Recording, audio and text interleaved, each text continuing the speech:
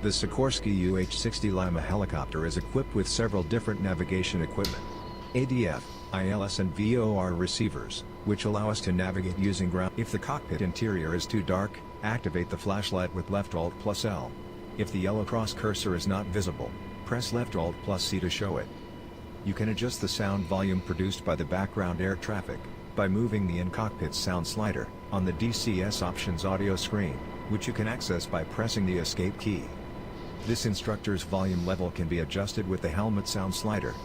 Also, you can press spacebar to skip long voiceovers.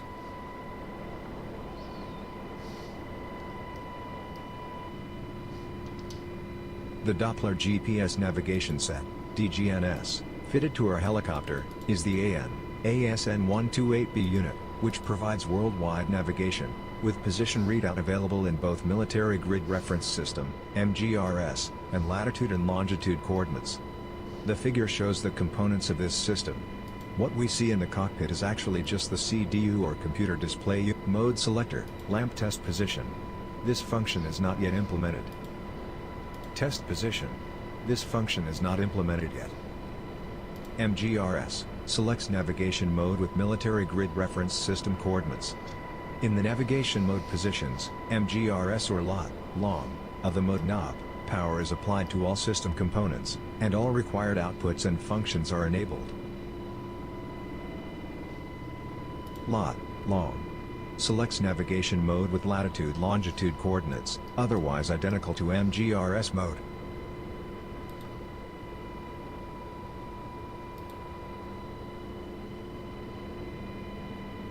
GPS, LDG places the navigation set in GPS landing mode of operation.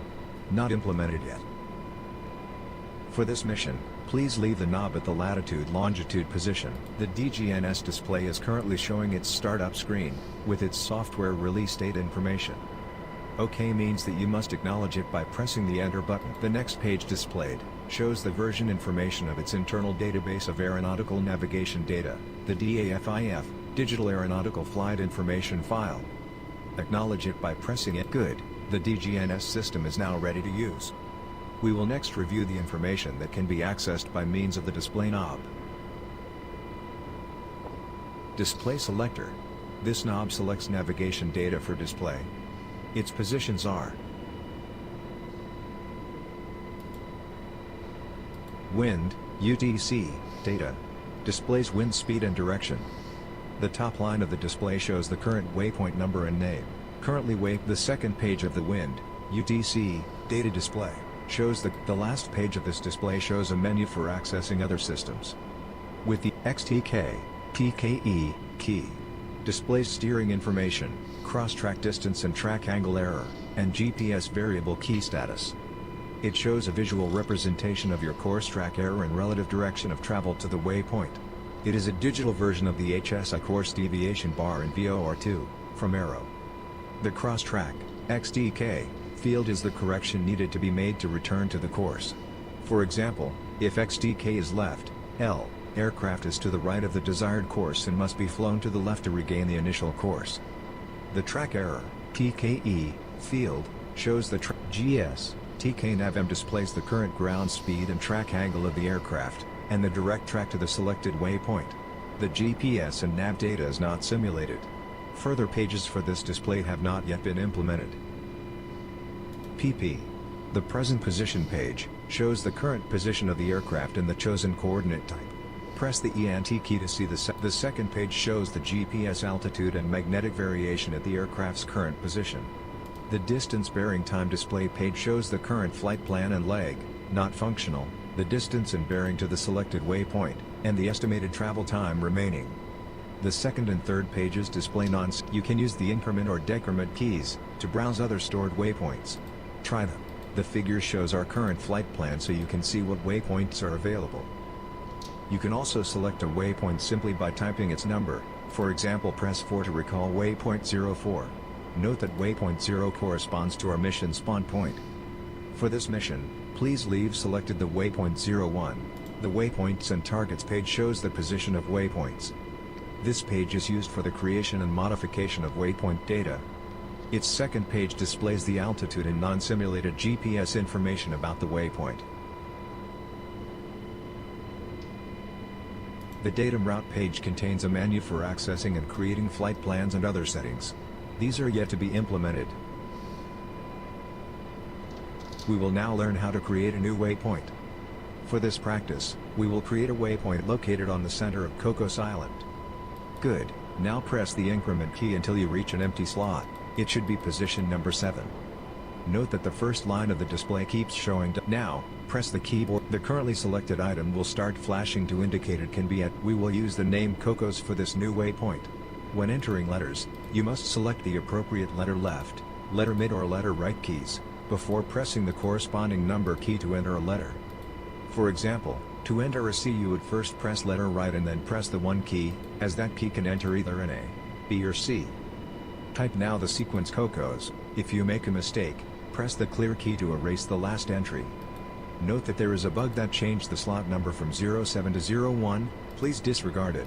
The new waypoint will still be saved on position 07. Now that you have the waypoint, this item corresponds to the latitude of the new waypoint. For Cocos Island it is north 13 degrees 14.33 minutes, since we are in latitude-longitude mode, else we would use its MGRS coordinates.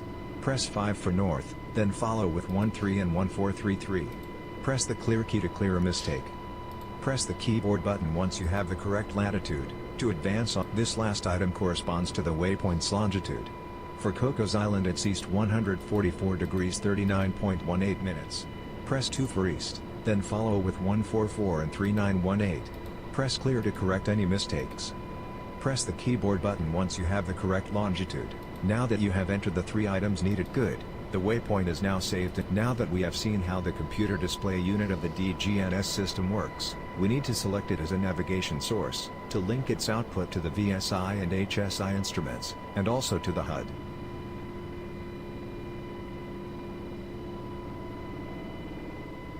Verify that the number 1 pointer on the HSI has moved to the direct bearing to the DGNS selected waypoint. As we are beginning the mission, be sure that the waypoint 01 is selected on the CDU display. Use the increase or decrease buttons to select it, in case waypoint 01 is not the one currently selected.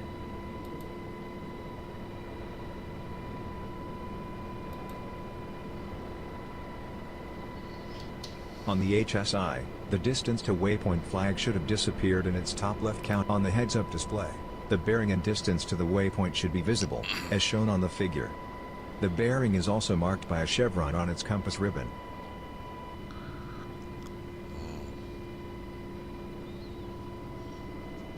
Please note that waypoint incrementing must be done manually, using the increment or decrement buttons on the DGNS, as it will not increment automatically even if you precisely overfly the waypoint. At this point, we already have clearance to take off, so there is no need to contact ATC. Release wheel brakes if held, and move the cyclic forward of neutral. This will start forward movement of the helicopter. You can use the trim release keybind to set the cyclic to its current position, making it easier to maintain the aircraft's attitude. Smoothly increase the collective lever while controlling heading with the anti-torque pedals, as the helicopter gains speed.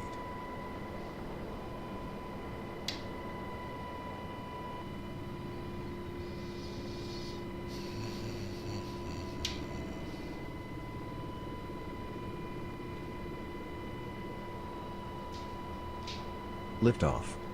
Keep the helicopter level with small movements of the cyclic. You might need to pull the cyclic back a bit, to prevent the helicopter from staying too close to the ground.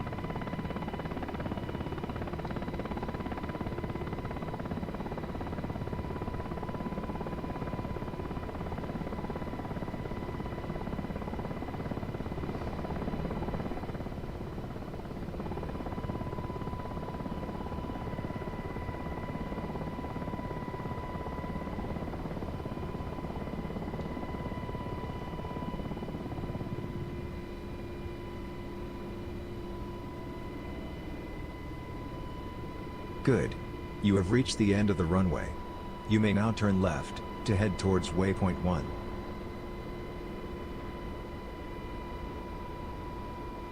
There are two main methods by which you can maneuver the helicopter more easily. 1. Press and hold the trim release button. Next, fly the aircraft onto the desired attitude, and then release the button. 2. Use the trim hat switch to adjust pitch and bank angles. This is a very fine adjustment, so keep the hat button pressed until you achieve the desired pitch and bank. We suggest using method 1 whenever maneuvering, such as during takeoff, landing or hover adjustments. Method 2 can be useful for making fine adjustments to pitch, to control airspeed, and for small heading corrections.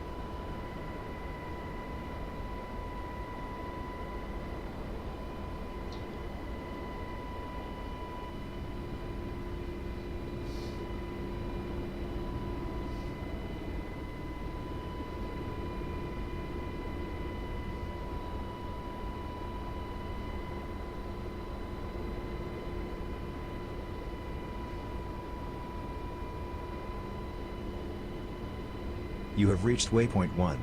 Well done. Now, press INC to select waypoint 2 on the DGNS. Turn left to head towards it.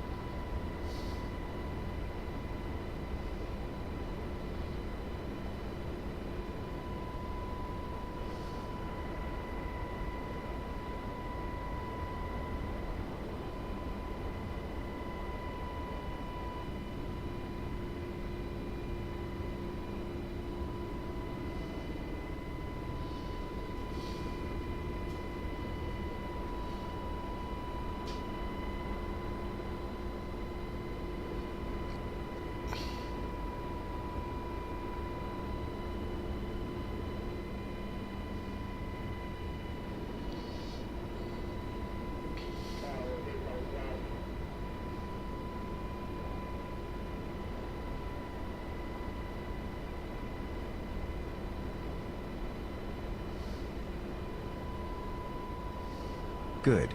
You have reached waypoint 2. Now, press the increase button to select waypoint 3 on the DGNS. Turn slightly right to head towards it.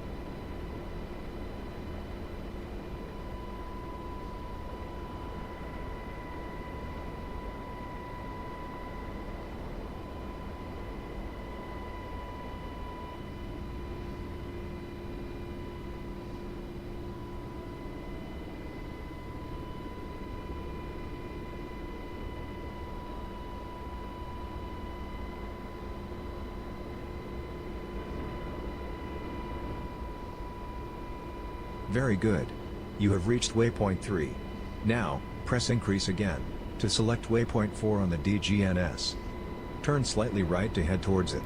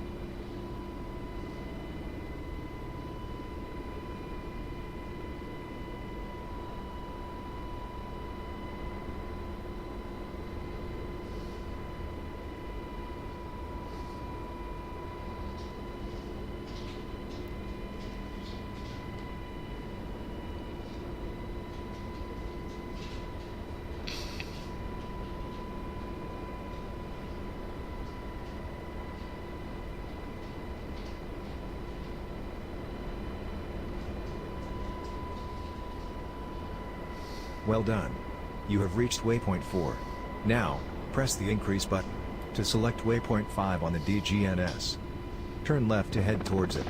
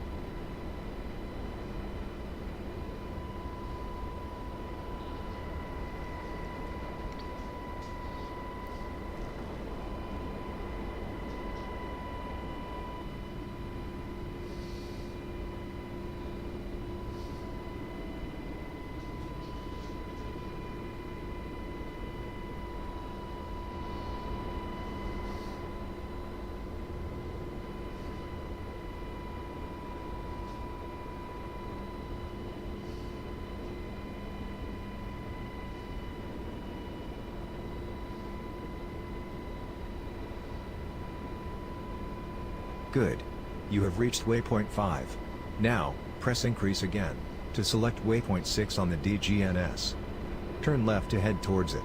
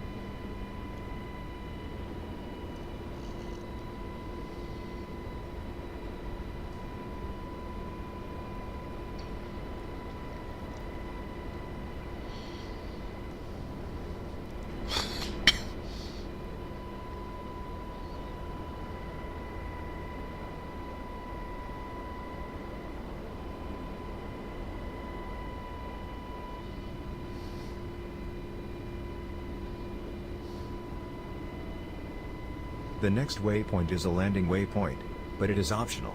Press backspace if you want to attempt a landing at Antonio B1 Pad International. Press spacebar if you prefer to end the training at this point. You have selected to perform a visual landing at Antonio B1 Pad International. Tune the UHF radio to its preset 6, and call ATC to get landing clearance.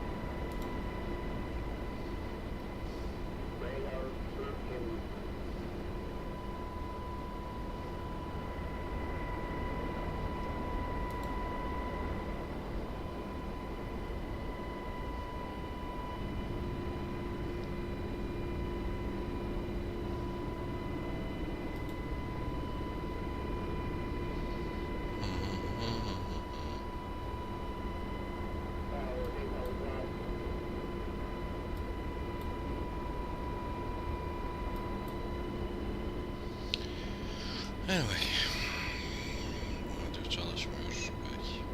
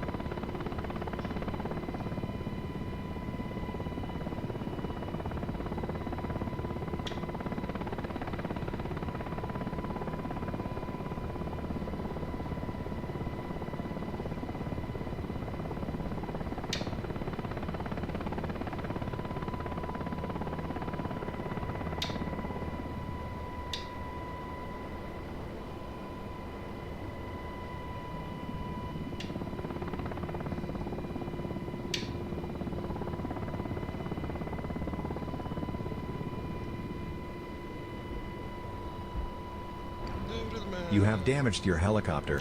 Mission failed. Please refly the mission again until you can complete it successfully. Press spacebar to exit the mission.